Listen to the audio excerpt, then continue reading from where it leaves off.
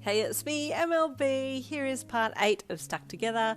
I've added in a little representation of the Filipino community, channeling my best tita voice with my very limited Tagalog. So for the Pinoy at Pilipinas listeners, enjoy. You thought that because you were in company and out in public that Hawks would be on his best behaviour, but you were wrong. Boy, were you wrong. There were under-table leg touches, sneaky hands, and even sneakier feathers that by the time you got back to the office after the break, you were exhausted from the stress. "Hey," you said to Hawks as you entered the building. "Thanks for inviting me for coffee." "Hey, it's no problem," he replied with a smile as the other co-worker said his thanks as well and then walked off. "I'm going to kill you," you suddenly seethed quietly. "What?" Hawks chuckled, already knowing what you were on about. "You were all over me, and you know we're supposed to be keeping this a secret, and there's a feather down my pants, and I want it gone." Okay, Hawks placated with his hands up, recalling that feather that had been lodged somewhere that I can't name on YouTube. "I'm so distressed," you moaned in distress. "At this rate, everyone is bound to find out about us." "I don't know if I've made it clear enough," Hawks stated casually, "but I don't really care if the whole world finds out. My feelings for you go above and beyond anything that anyone can do or say, and if I lose my job over it, well then so be it. I already have a much better plan for you and I, job-wise, but since you're asking so nicely for me to keep it down low, then I will." And with that he took a step back, giving you a small bow, and walking off calmly down the hall. You stretched your wings, then tucked them back in behind you and followed on behind him at a distance, walking back to your cubicle. For the next 2 hours, you didn't see hide nor hair of Hawks, and at first you had a big sigh of relief that you weren't having to fend him off and cover for him making passes at you. But then, after a while, you kind of missed him. After filing some paperwork, you went to the staff room to get a drink from the vending machine there, and Hawks was there. You froze a little when you walked in and saw him there, but he just calmly kept sitting at the table and only gave you the barest of acknowledgements. Keeping all of your wits about you, you went to the vending machine, ready to get a drink, but no sneaky butt slap came, no feathers tried to caress you, no cheeky remarks were thrown your way, and when you looked back to see what he was doing, he was gone. "Oh, thank goodness," you thought. But then your short-lived mild enthusiasm was curbed by a sudden sadness at not being made subject to his usual antics. Catching yourself before you got too deep into your own feelings, you shook your head, clicked on what you wanted from the vending machine, then picked it out of the catch at the bottom and went back to your little office to continue working.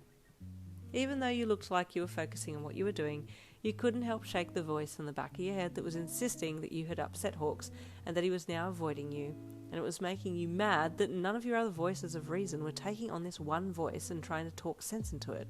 In fact, all arrows were pointing to this one negative voice being correct, and you scowled and stood up, intending to prove this voice wrong by going and finding Hawks and sussing him out for yourself. It didn't take you long to find him, as he always had a crowd with him, and you quickly found a reason to want to talk to him, so you got his attention, then pulled him aside to ask a question about a mission that you two had been working on. "I'm going over the details of the mission on Monday," he said. "Do you remember what the guy said before we left?"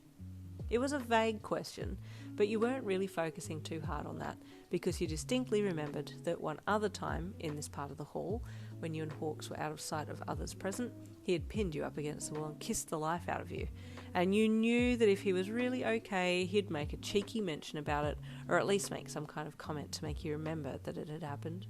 You waited. He hummed. He said something threatening that I do remember. He looked up and to his right to think about it. "Do you remember the words?" you asked. He shook his head slowly. "Nah, sorry. But I don't think that they'll mind if you don't put it in word for word. Just say that it was a threat." "Okay," you said, waiting for him to say something else, but he just gave you a polite smile and nod and then turned away. "How come he's been all of a sudden treating me like we haven't been all over each other in the last 3 weeks? You screamed internally. "Have I really done something to upset him?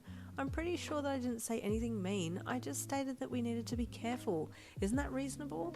Our jobs are on the line." You watched him go, your heart pulsating with pain. "I don't like it when he's not all over me. I really do love his attention. It makes me feel special." Your wings drooped a little, and your face looked crestfallen.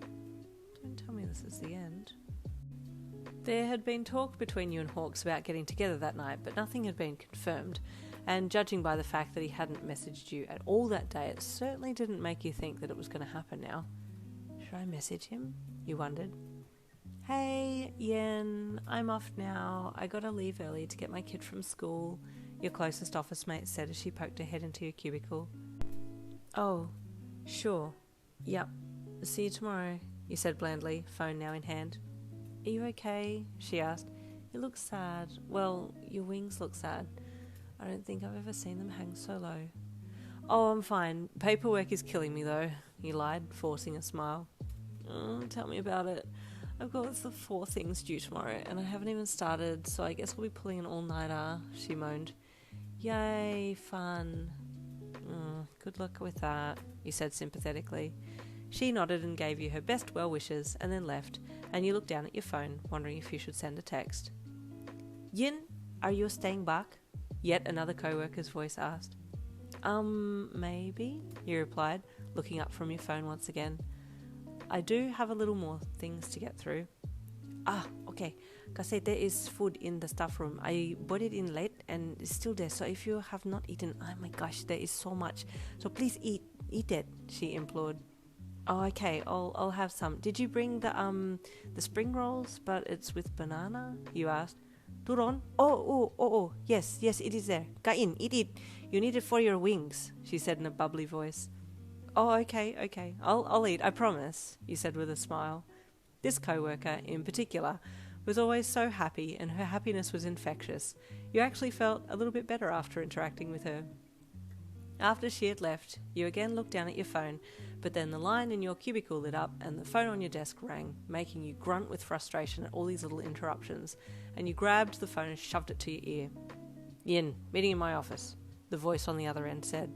It kinda sounded like your manager, so you just said okay without a second thought and hung up, then got up and headed out and down the hallway. It was unusually quiet as you walked along, and you slowed your steps a little, peeking at the closest clock. Surely everyone hasn't left yet. It's not even on closing time. Feeling like something was up, you suddenly became hyper aware of the silence around you. You could even feel the hairs on your arms stand on end. Then all of a sudden there was a presence behind you, and you were grabbed from behind and forced into the closest janitor's closet. You stabilised your breathing and tensed your whole body, using the sudden tension to ram your elbow back and into the ribs of the person behind you, through your wings, of course, so they didn't see the attack coming. Ugh! The voice of Hawks grunted from behind you. There ends part 8. Part 9 is next in line. See you tomorrow.